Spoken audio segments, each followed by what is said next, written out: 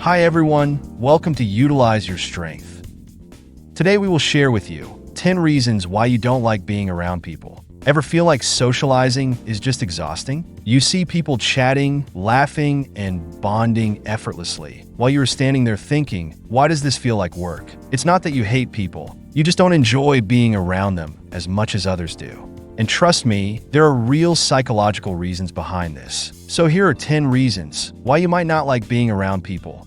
Number 1, you're highly sensitive to your surroundings. If loud noises, bright lights, or too many conversations at once make you feel overwhelmed, you might have sensory processing sensitivity. For highly sensitive people, social settings aren't just about talking, they're a full-on sensory assault. The music is too loud, the lights are too bright, someone's chewing weirdly across the room, and suddenly, your brain is short-circuiting. So it's not that you don't like people, you just prefer environments that don't feel like an attack on your senses. Number 2, you think differently than most people. Let's be real, small talk is painful. If discussing the weather or the latest TV drama feels like nails on a chalkboard, you probably crave deeper conversations. People with above-average intelligence often struggle with socializing because they find most conversations uninteresting. While others are gossiping about celebrity drama, you're over here thinking about philosophy, innovation, or the mysteries of the universe. It's not arrogance. It's just that shallow interactions don't stimulate your mind, and that makes spending time with others feel exhausting. Number 3, you struggle with mental health challenges. Sometimes, avoiding people isn't a personality trait, it's a symptom. Depression makes socializing feel exhausting. Anxiety makes you overthink everything you say. Social anxiety disorder makes you feel like you're constantly being judged. An avoidant personality disorder makes relationships feel terrifying. When your mind is battling itself, the last thing you want to do is force yourself into uncomfortable situations. It's not that you don't want connection, it's just really hard to maintain it. Number 4, Asperger syndrome. For people with Asperger syndrome, a form of autism, socializing isn't just draining, it's confusing. Reading between the lines, picking up on sarcasm, or understanding unspoken social rules don't always come naturally. You might prefer direct, straightforward communication, while the world insists on small talk and hidden meanings. And let's be honest, when socializing feels like an unsolvable math problem, it's easier to just avoid it altogether. Number 5, you don't feel good enough.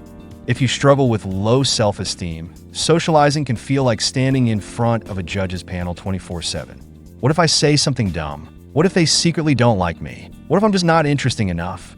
When you don't feel comfortable in your own skin, it's hard to be comfortable around others. And if you've been treated poorly in the past, it's even harder to shake that feeling of not being enough. But the good news is self-worth isn't about what others think. It's about how you see yourself. Number 6, you never learned the social rules. Socializing isn't something you're just born knowing, it's a skill you develop. If you never had the chance to learn, being around people can feel unnatural and exhausting. Maybe you grew up in a quiet household where deep conversations were rare, or perhaps you were shy as a kid and avoided social situations altogether. Over time, this lack of practice turns into discomfort. Conversations feel awkward, small talk seems pointless, and you struggle to connect. Fortunately, social skills are something you can develop over time. Start by observing socially skilled people, practicing active listening, and putting yourself in low-pressure interactions. It might not feel natural at first, but with time, socializing can become a lot less stressful. Number 7, stress makes you withdraw. Ever notice how when life gets crazy, deadlines piling up, responsibilities weighing you down, personal struggles stacking up, you suddenly have zero energy for socializing?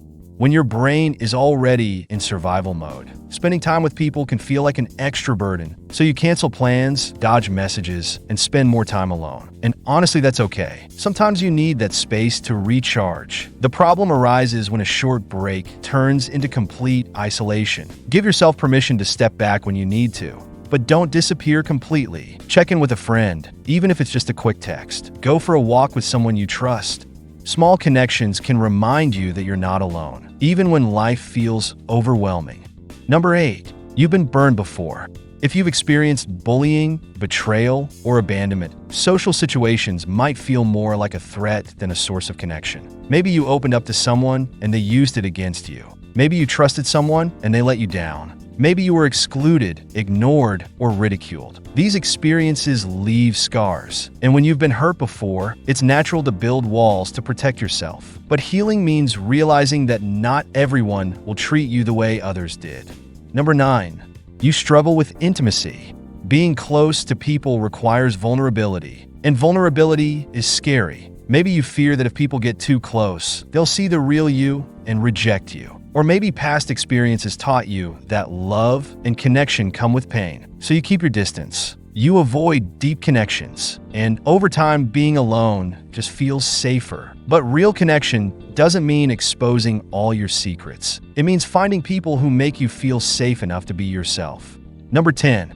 Trust issues hold you back. It's hard to enjoy being around people when you don't trust them. Maybe someone lied to you. Maybe someone betrayed you. Maybe you've just seen too much of the world's selfish side. If you've been let down before, it makes sense that you're hesitant to open up again. But here's the thing, not everyone is out to hurt you. Yes, some people suck, but some people will prove you wrong if you let them.